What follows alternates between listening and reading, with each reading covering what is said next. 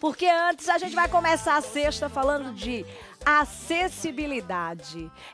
Você sabe qual é o papel de um cão-guia, gente? Olha só, além de ser o melhor amigo do homem, alguns cães, eles são treinados para auxiliar pessoas com deficiência visual em sua mobilidade. Para entender um pouquinho como é que funciona o dia a dia do cão-guia com o seu tutor, o nosso querido repórter Rogerinho de Mello, ele acompanhou um pouco aí do dia a dia da Zoe com a sua dona Jéssica. Uma matéria tão linda que a gente vai agora conferir um passeio especial.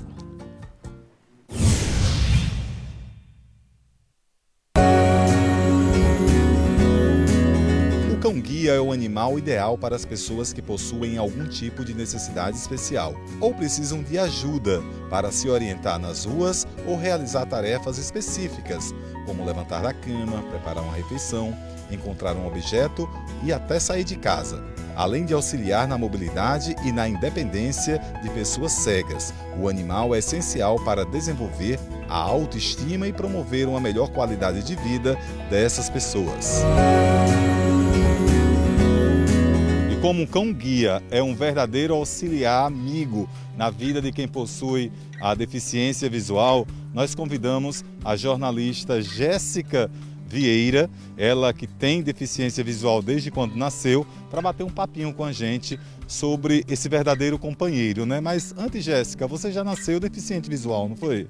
Exatamente. Eu tenho deficiência visual congênita decorrente de toxoplasmose, ou seja, minha mãe ela pegou a doença que é causada por um protozoário quando ainda estava grávida de mim e isso afetou a minha retina nos dois olhos, fazendo com que eu tivesse máculas, que são cicatrizes no campo visual central e tivesse só 10% da visão, já com a correção em ambos os olhos. Eu uso 21 graus de miopia hoje. Bom, o tempo passou, né? Você estudou, você leva uma vida normal. Quando foi que você descobriu a necessidade de ter um cão-guia? Então, muita gente pergunta muito sobre a questão da necessidade, né? E um cão-guia, na verdade, ele é uma ferramenta de acessibilidade para facilitar a mobilidade da pessoa com deficiência. Eu gosto sempre de falar que tudo que eu faço hoje com o Zoé, eu faço muito bem sem ela, mas eu faço melhor com ela. Certo, você falou, né? Você é tutora da Zoé. Fala um Isso. pouco da raça, de como você conheceu ela. Então, por conta da minha deficiência visual, que ela é muito específica, né? Os médicos eles não conseguem entender como eu enxergo, porque eu tenho só 10% da visão e nenhum campo central. Então, legalmente, eu falo que eu tenho baixa visão, mas legalmente eu sou considerada cega. A medicina não consegue explicar isso. E o meu cérebro trabalhou a minha visão desde pequena, né? O meu médico ele costuma dizer que eu não enxergo com o olho, mas com o cérebro. Quando a gente entendeu que seria muito melhor para mim ter um animal como facilitador de mobilidade urbana, né? Uma vez que eu tenho dificuldade para atravessar a rua, no meu caso específico, questões de profundidade, subir, descer a escada, não que eu não consiga, mas é mais difícil, então com um cão facilitaria mais. Então, tanto eu quanto o meu médico e uma especialista em comportamento animal, conversando, a gente verificou que a melhor raça para o meu caso seria o mesmo o Border Collie, porque é um cachorro que tem um alto vínculo com o tutor e que consegue fazer com o que eu fiz a minha vida inteira, que foi trabalhar a minha visão. Então, eu não poderia ter um cão muito calmo que não exercitasse em mim algo que foi exercitado desde criança, né? Porque existem pessoas com deficiência visual que elas têm uma limitação maior e elas são criadas para estar ali naquela deficiência, né? Não existe, por exemplo, a possibilidade de reversão ou não existe mesmo o campo visual em si.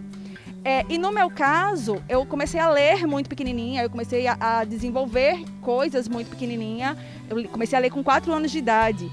Então, eu precisava exercitar o meu olho, exercitar o meu cérebro para ele mandar a mensagem para o meu olho, digamos assim. E é dentro desse cenário, que é um cenário um tanto quanto particular, o Border seria a raça mais indicada. Aí você conheceu a Zoé. Aí eu fui, sim, eu procurei um canil que tivesse exemplares, assim, com genética, de bom comportamento, de bem-estar e tudo mais, porque o cão, ele precisa ser selecionado também, né?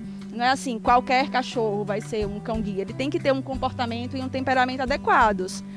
Então a gente analisou isso e assim que Zoé veio para minha casa, a gente iniciou os processos de socialização e de treinamento. Certo? Como é o seu convívio com a Zoé?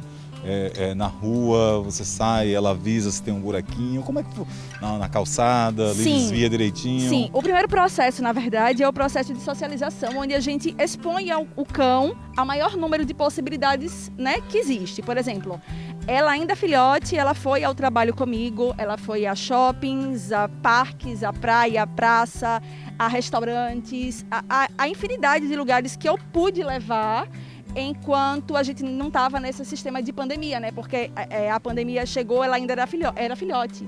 Então esse processo inicial, que é o processo de socialização, é o processo de exposição do cão ao maior número possível de ambientes, que é o que a gente vai fazer durante a vida inteira. Depois desse primeiro ano, normalmente é 1 ano, 1 ano e 3 meses de socialização, e depois mais aí 1 ano de treinamento, que é o treinamento que a gente chama de treinamento específico. O treinamento de desvio de objetos, fixos, aéreos, o treinamento dos comandos, né, que a gente costuma chamar de comandos de obediência ou comandos de segurança, eu prefiro chamar comandos de segurança, que é o senta, o deita, o vem, o fica, o espera, essas coisas. E aí a gente finaliza o treinamento, né? Ela ainda está em treinamento, ela deve terminar o treinamento dela mesmo em, acho que abril do ano que vem. Mas é uma super companheira. Ela é muito companheira, assim, para tudo. A gente sai juntas para tudo, para todos os lugares. E é uma possibilidade muito incrível de você saber que você pode fazer determinadas coisas, como eu sempre pude fazer, mas saber que você pode ir além com um cachorro, sabe? Saber que você pode, que esse cachorro pode lhe dar uma vida que antes você não tinha. E eu posso citar como exemplo, sair à noite, por exemplo. Sair à noite andando, né? Andar pela rua à noite. É muito complicado para quem não enxerga direito, porque a acessibilidade ela tem que vir de todos, inclusive da cidade. Então, por exemplo, um local que tem muitos buracos, um local que tem desníveis, né, de calçada, é complicado para quem tem deficiência visual andar nesse sistema. E ter um cão que possa me auxiliar, que possa desviar de obstáculos, é sensacional, porque antes dela eu não saía na rua à noite sozinha para caminhar, né? Assim, eu não saía. E com ela eu não tenho nenhum receio. A gente sai à noite quase todos os dias e assim, para mim é uma outra realidade, sabe? Jéssica, conta um pouquinho, assim, você é deficiente visual, né? Infelizmente existe um preconceito, e como é? Eu queria saber se você sente preconceito quando você sai ou vai a algum lugar público com o seu cão-guia. Você acredita que eu senti muito mais preconceito tendo Zoé que não tendo Zoé? Porque existe aquela coisa da deficiência que não é visível, né? No meu caso, as pessoas só percebem que eu tenho uma deficiência quando eu coloco um celular muito perto, quando eu estou diante do computador. Então, muitas pessoas questionavam, mas você precisa do cão-guia? Sendo que quem fala, quem sabe se precisa ou não, é a pessoa com deficiência. Porque assim, eu não preciso, por exemplo, dos meus óculos de 21 graus para viver. Né? Eu preciso de água, de comida. Não preciso os óculos ou o cão-guia ou as minhas lentes de contato me possibilitam uma melhoria dentro do contexto social. Facilitam tudo para que eu possa enxergar melhor e conviver com outras pessoas e conviver no meio urbano, né? No meio social, de uma forma melhor, mais digna, digamos assim.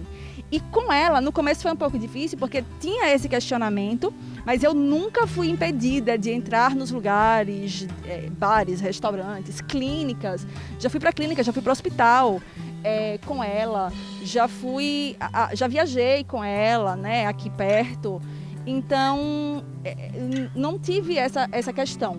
Em algumas vezes, através de aplicativos, né, de transporte, eu tive sim alguns impedimentos, mas muito mais na hora de solicitar uma corrida. Não necessariamente quando eu estou com ela no carro, porque ela é treinada, então ela vai no banco, no chão do carro, né, no tapete. Então não tem nenhum problema quanto a isso. Eu me senti muito acolhida quando as pessoas entenderam que era um cão-guia, né? Que existe uma lei para isso. Então, assim, dentro da minha cidade, eu nunca fui barrada. Muito pelo contrário, às vezes a gente chega no Instagram e eu recebo mensagem dizendo: olha, quando você quiser vir no meu restaurante, você pode vir. Olha, quando você quiser vir no meu estabelecimento, você pode vir. Então, assim, eu me senti muito acolhida. No começo, houve uma resistência, talvez porque também ela seja a única cadela guia do estado, as pessoas ainda não têm esse preparo para entender isso. Mas depois, ela foi muito acolhida. Então, eu chego, essa semana passada, eu fui tomar café da manhã numa padaria e quando a gente chegou, todo mundo acolheu super bem, a gente sentou, tomou café da manhã com muita tranquilidade e eles começaram a perceber que um cão treinado, né, para trazer mobilidade só traz benefício tanto para o usuário quanto para aquele lugar, por exemplo, né? Isso é importante falar.